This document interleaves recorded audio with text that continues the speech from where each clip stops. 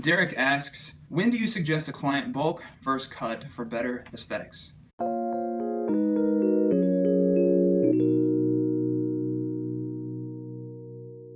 This question has many answers, but I'm going to give you the basics. So, if a person is relatively untrained and they're new and they're not very overweight, so let's say they have 10 or 15 pounds of fat that they could afford to lose.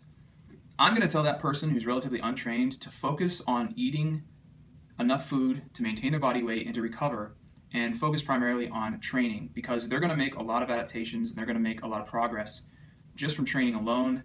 And that person doesn't really need to diet because they don't really have a foundation built in terms of muscle mass and strength levels. If someone has been training for a long period of time and they have a significant amount of weight to lose, we'll say more than 20 or 30 pounds, then I think a fat loss diet is important for them to focus on that first. And then once they lose the total amount of weight that they want to lose and they're leaner, then I think it's important to start looking at adding some more food and adding more training to focus on building muscle. I don't typically recommend the typical bulking and cutting cycles that bodybuilders typically do, for the primary reason that most people don't have a lot of the time that bodybuilders have, and they don't have necessarily the level of dedication or aspiration to put on 50 pounds and then cut 30 pounds of that for a show.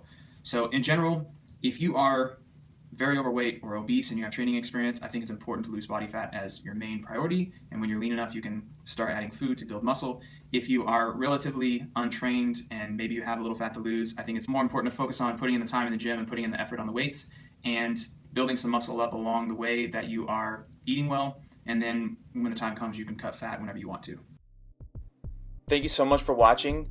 Creating videos like this is a lot of fun, but it also takes a lot of time, so I would appreciate if you would share it with your friends, hit that like button, subscribe, and I will see you on the next episode of Just the Tip.